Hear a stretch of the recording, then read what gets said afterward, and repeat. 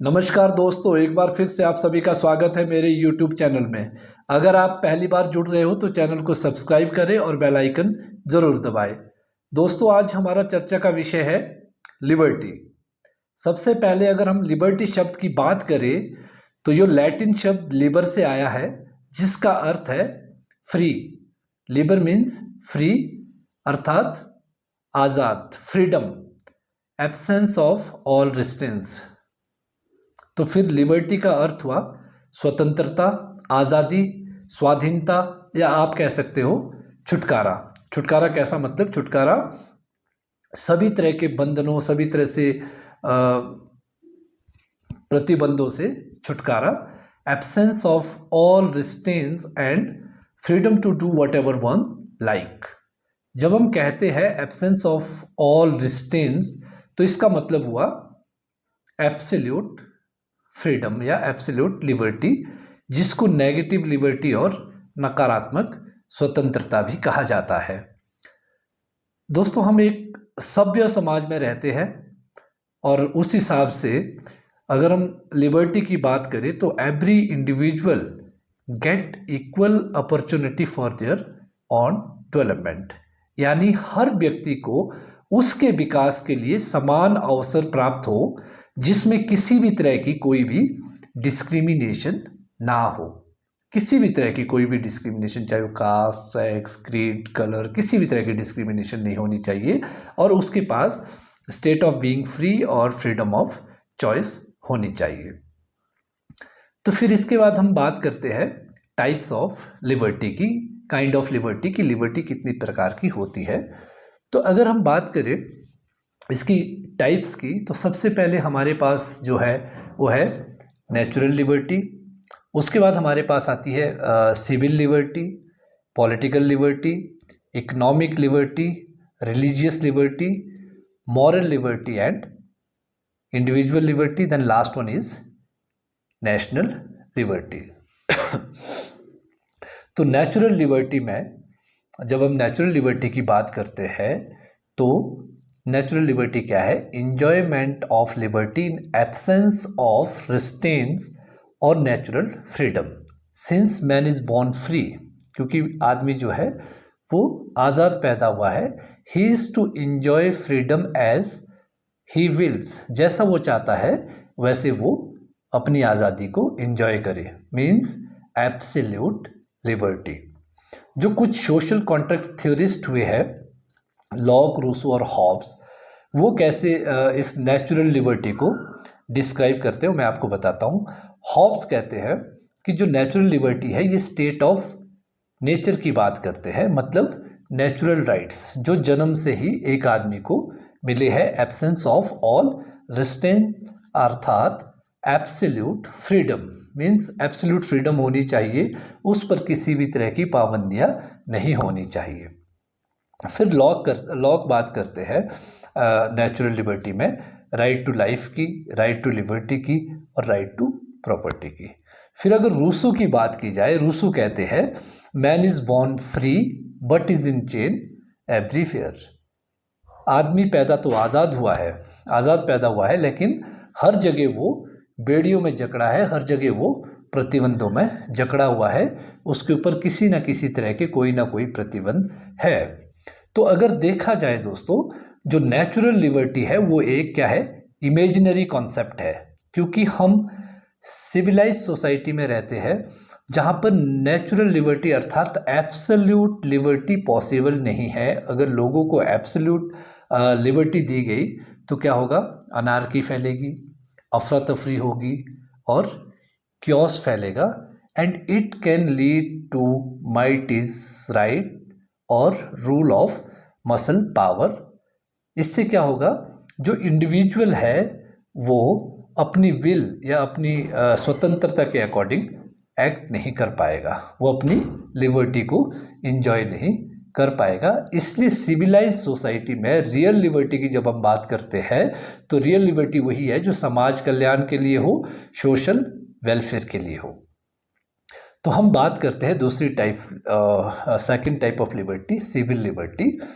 Being a member of civil society, राज्य या state हम पे कुछ सकारात्मक और पॉजिटिव रिस्ट्रिक्शन इम्पोज करता है, उससे क्या होता है कि राज्यों की फिर मॉरल ड्यूटी बन जाती है कि अगर हमारी सिविल लिबर्टी में किसी तरह की बाधा आ रही है तो उसकी रिस्पॉन्सिबिलिटी है कि उन बाधाओं को दूर करे। टीएच ग्रीन कहते हैं कि आदमी के ऊपर सकारात्मक प्रतिबंध होने चाहिए, लेकिन अगर उसकी स्वतंत्रता या उसके लिबर्टी के रास्ते में कोई ऑब्स्टेकल आ जाए उन सिविल लिबर्टी के रास्ते में, तो स्टेट की रिस्पॉन्सिबिलिटी है, राज्यों की रिस्पॉन्सिबिलिटी है कि उन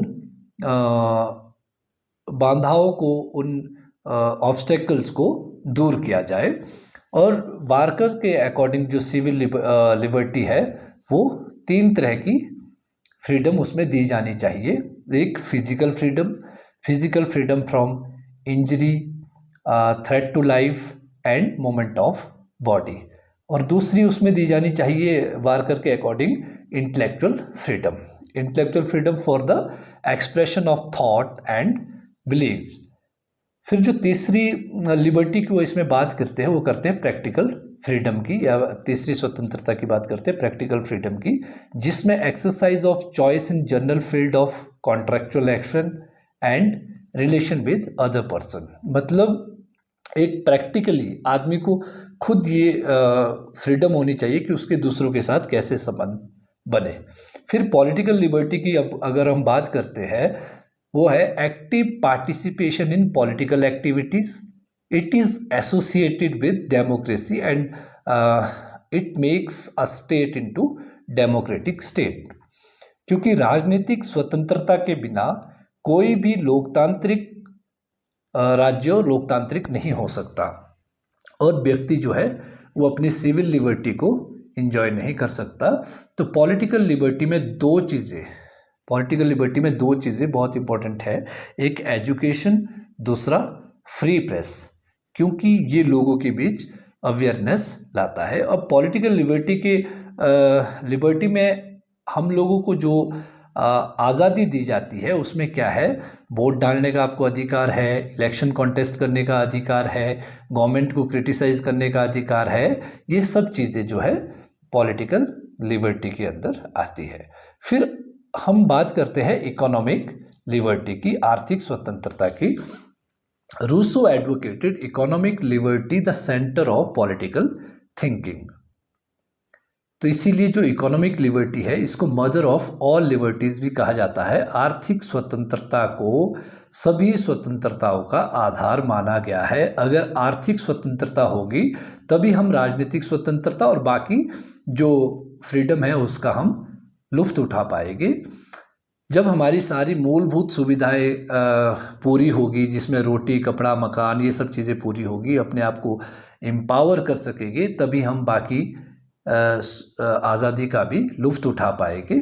तो इकोनॉमिक लिबर्टी के अंदर जो जो हमें स्वतंत्रताएं मिली है उसमें security from poverty, security from unemployment and right to work and reasonable wages, ऐसा जो स्टेट है वो हर नागरिक को दे ये सब चीज़ें। लास्की क्या कहते हैं? लास्की का कहना है कि economic liberty means security and the opportunity to earning of one's daily bread. मतलब सभी लोगों के पास ऐसे अवसर होने चाहिए कि वो 2 वक्त की रोटी कमा सके। फिर बात करते हैं धार्मिक स्वतंत्रता की, रिलीजियस लिबर्टी की। डेमोक्रेटिक सेटअप के साथ साथ सेकुलर स्टेट होना भी बहुत ज़रूरी है रिलीजियस लिबर्टी के लिए, क्योंकि रिलीजियस लिबर्टी में आपको किसी भी धर्म, किसी भी तरह के ट्रेडिशन, वर्शिप और कस्टम को अडॉप्ट करने की आज़ादी दी जाती है। फिर हम बात करते हैं मॉरल लिबर्टी की। Right of an individual according to his conscious and act as rational being, like truth and false, right and wrong, moral and immoral। इन सब चीज़ों का उसने रैशनली उन्हें पता होना चाहिए। अब कुछ विचारक है जो जिनके अनुसार मॉरल लिबर्टी क्या है। अकॉर्डिंग टू कांत, कांत कहते हैं कि rational will is moral liberty. Rational will is moral liberty. और फिर हेगल कहते हैं, according to Hegel, moral liberty is individual should perform his duties properly. उनके अकॉर्डिंग क्या है कि individual should perform his duty properly. फिर ब्रैडली कहता है कि individual self realisation and welfare fall is moral liberty. फिर उसके बाद हम बात करते हैं नेशनल लिबर्टी की। नेशनल लिबर्टी के में क्या है कि लिबर्टी ऑफ द नेशन और कंट्री, उस राष्ट्र और देश की स्वतंत्रता, दोज कंट्रीज और nation are independent and sovereign, the state has right to self determination and self government. और उनको कौन कौन सी स्वतंत्रताएं दी जानी चाहिए, लिबर्टी होनी चाहिए उनके पास, वो किसी भी फॉरेन अफेयर्स है उनका, या उनके कोई आर्थिक मामले है, या उनका सोशल सेटअप है, इस तरह का उनको पूरी आज़ादी होनी चाहिए, उसमें किसी तरह की इंटरफेरेंस नहीं होनी चाहिए। फिर पर्सनल लिबर्टी की बात करते हैं, यानी व्यक्तिगत स्वतंत्रता। Man can enjoy his liberty and can do anything which doesn't affect other liberty. एक आदमी को हर तरह की स्वतंत्रता है, हर तरह की आज़ादी है कि वो कुछ भी कर सकता है, लेकिन उसकी आज़ादी से, उसकी लिबर्टी से दूसरी की लिबर्टी में कोई दखल नहीं होना चाहिए, किसी तरह की परेशानी नहीं होनी चाहिए दूसरों को।